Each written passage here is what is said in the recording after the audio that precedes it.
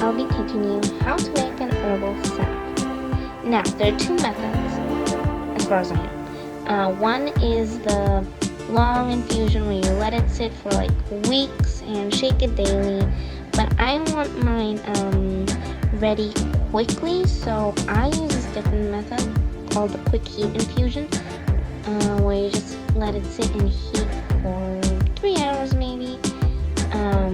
And the first step is obviously picking your flowers and bringing them to your dehydrator and dry them. I used to have a Brava, kind of like a microwave oven kind of thing. And the minimum temperature for dehydrating was 135 Fahrenheit. It's obviously way too hot because it can start breaking down the compounds that the herbs have inside them. So we got this dehydrator and it's been working really well.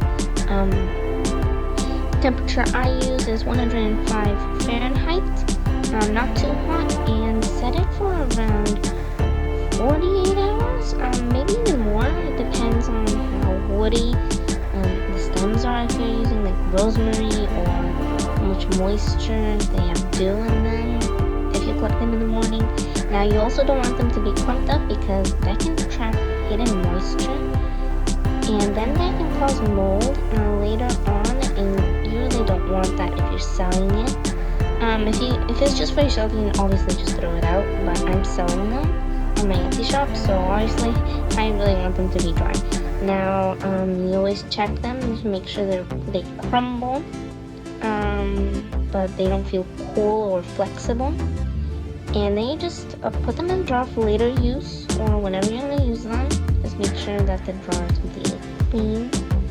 And let's get started. So first you're going to need some olive oil, your two herbs. I'm using like plantain and calendula, and measuring cups. So I like to use the exact same amount of herb and olive oil to make them more potent. Because some people use them like let's say 1/4 of a cup herbs and I don't know, 1/2 cup olive oil. Well, I don't do that. I used to, but now I'm using the exact same amount. So if it's 1 cup flowers, then I'll use 1 cup olive oil. And in this case, I have 1 cup and 1/4 of a cup, so that's how much olive oil I'll be using. So now that I've measured them, I'll just stuff them back in the jar. And now just do the same thing for plantain, and then measure the olive oil. So I use the salves to sell on my Etsy shop. It's called Sun Soil Botanicals. I'm the one behind it. I'm the founder. So that's what I use them for. I make herbal products, and it's been going really well lately. And now we get to measure the olive oil. How fun! When you measure your herbs, you also want them to crush them a little bit to release those oils, that make the flower medicinal, or leaf, or herb. I don't know what you're going to use. So let's just pour the olive oil in there and make sure you stir it really well. Make sure every flower or leaf is completely soaked in the olive oil. You might need a little bit more than the exact measurement of the herbs, but I think I'm good. I think I'm covered for this one. Now stir in the plantain too. Make sure everything is covered, and make sure you crush them a little bit so all those oils get released and make your salve medicinal. Oh, accident. Well, hopefully my mom's not going to be too mad about this. Well, we'll get it cleaned up. Okay, we got it cleaned up. Nice. Okay, let's get back on what we were doing. Alright, so screw on the lid, and don't screw it on too tight. You want it to be a little loose so the steam escapes, because, yeah, I don't know what can happen if you screw it on completely tight, but I don't want to find out, so screw them on pretty loose. And now we're going to put a towel so it's not too hot on the bottom, and we're going to put the jar of herbs and do the same thing for both of the herbs, or how much you're using. And then what we're going to do is fill them up with water, like around the oil line, like And if your pot is too small, then just fill it up as much as you can, or if the oil doesn't reach all the way to the top of the pot, then just fill it up right where the line is, where the oil ends.